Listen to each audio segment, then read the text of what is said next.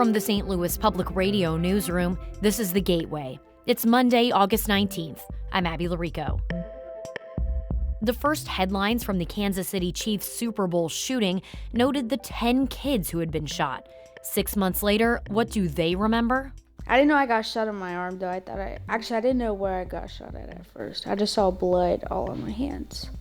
Tracking the kids hurt in the Super Bowl celebration shooting, coming up on The Gateway. The St. Louis Public School District is once again scrambling to find reliable transportation for students as they head back to school today.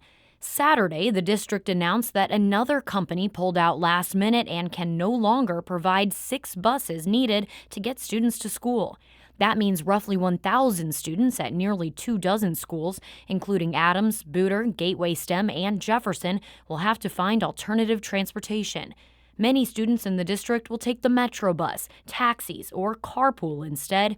Some parents have also received gas cards. The district has been battling transportation disruption since May when its provider, Missouri Central Bus Company, terminated its contract. Francis Howell students return to the classroom tomorrow.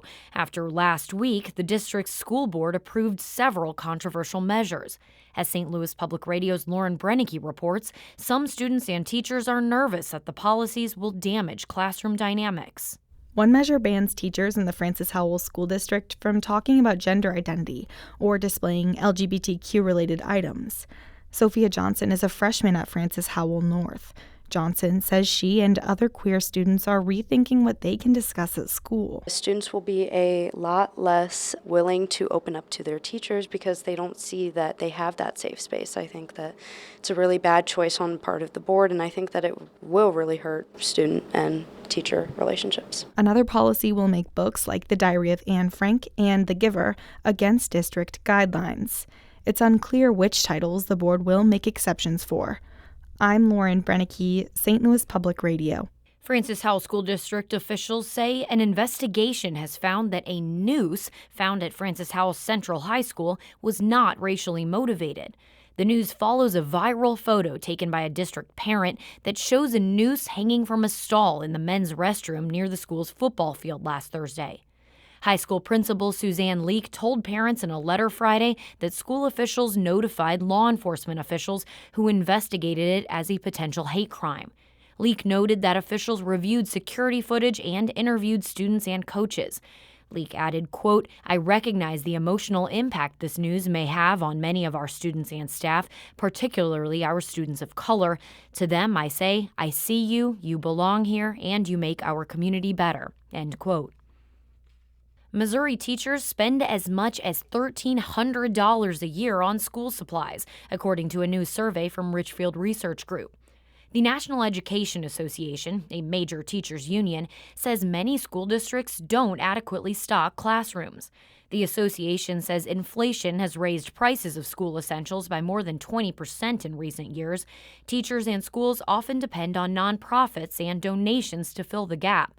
Missouri kindergarten teacher Kristen Beinecke says she has spent thousands of dollars of her own money over her 24 years in the classroom. Sometimes teachers do sacrifice a lot of their own money and their time, but I think the core of it is they want to give the best learning environment to their students. Beinecke says new teachers often spend the most money because their classrooms are blank slates. The average starting salary for Missouri teachers is about $37,000, the second lowest in the nation. Some Missouri cannabis business owners say their label and packaging approval submissions are collecting dust with the Division of Cannabis Regulation. The division extended the deadline from May 1st to September 1st in response to licensees' concerns that global shipping delays would prevent them from receiving compliant packaging in time.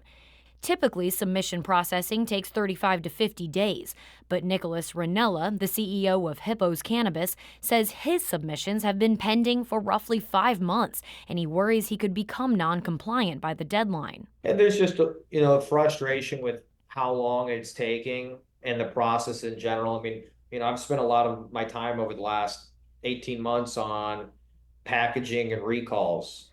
However, the division's director, Amy Moore, notes there is not a backlog. She says if a licensee believes their submission is pending beyond the set 60-day mark, they should reach out to their compliance officer as soon as possible. Missouri's two major U.S. Senate candidates are on opposing sides when it comes to legalizing marijuana on a federal level.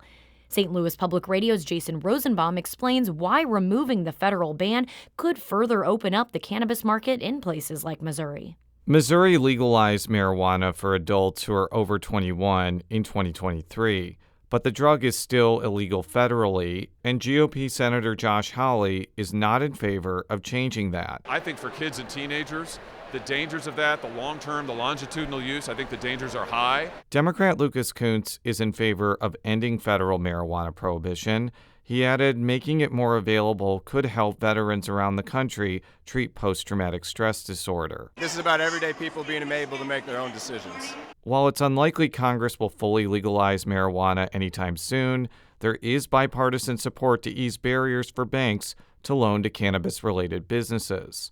I'm Jason Rosenbaum, St. Louis Public Radio. Illinois Governor J.B. Pritzker is getting his moment in primetime during the Democratic convention this week.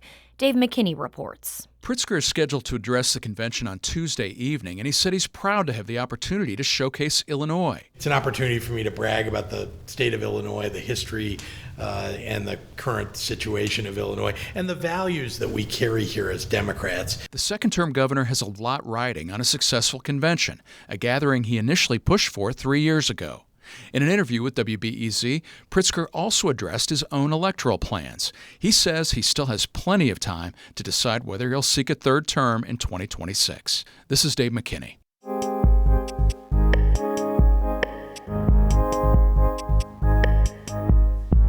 February 14th, 25 Kansas City Chiefs fans went to Union Station to celebrate the Super Bowl victory and left with bullet wounds. Nearly half of them were under the age of 18. Countless more children experienced the trauma firsthand. These kids continue to endure fear, anger, sleep problems. Peggy Lowe reports. 15-year-old Maria Nelson had to beg her mom to let her skip school and drive to the downtown parade with her friends. Her mom relented and suggested the teenagers should leave early to get a good spot. But, of course, they're teenagers. So when they finally did arrive, they missed the parade, and Maria says the thicket of people was kind of a bummer. So we were just stuck in between so many people the whole time. And then when we got out, I got shot. So, yeah, it was boring. Boring in the beginning, maybe, but then it was chaos. She crawled to a nearby tree and sat up against it. I didn't know I got shot in my arm, though. I didn't know where I got shot at first. I just saw blood all on my hands. The bullet grazed Maria's jaw and hit her left shoulder, breaking it. The wounds healed surprisingly quickly. By April, her face had a scar she called a dent. It feels bumpy. Like the scar is bumpy. And I can feel the scar tissue. I don't like it. Then there are the emotional scars that linger, like at school. Maria tried going back after the parade. It was weird. Everyone, looked at me differently now. They looked at me like they cared now. Like they all cared once something happened. She tried online classes, which didn't work out. Other children survivors of the parade shooting also struggle, like 11-year-old Samuel Arellano, who was shot in the side. He used to be talkative and outgoing. At school, after the parade, he says, I never been like this before, but, if they tell me to sit down, I get mad. I don't know why. Each of the kids cope in their own way. Maria makes jokes. Another teenager, Gabriella Majors-Darger, who was burned by sparks from a ricochet bullet, took up boxing for a time. She enjoyed it, but was hesitant to say why. I'll seem mean if I say it. Tell me. I like beating people up. Not in a mean way, I swear.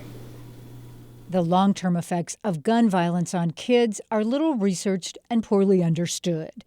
But the harm is pervasive. One study of kids injured by guns found significant increases in pain, psychiatric disorders, substance abuse, and medical spending.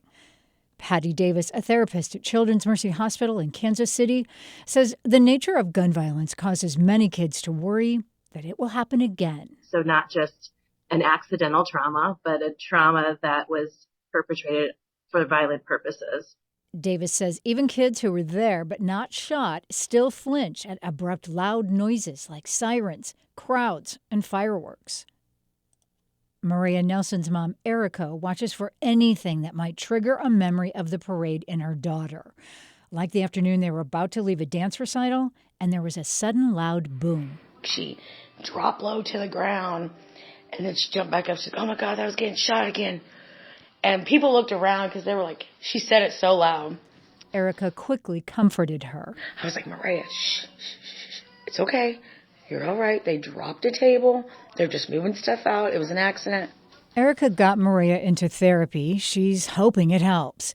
And she's encouraged because Maria wants to go back to school this month. But she's also wary. Maria told her there's a chance she could be shot again at school because schools get shot up a lot these days. Her mother replied, "We can't think like that." I'm Peggy Lowe. That story was part of ongoing coverage of the aftermath of the parade shooting, produced by KCUR and KFF Health News with reporter Bram Sable-Smith.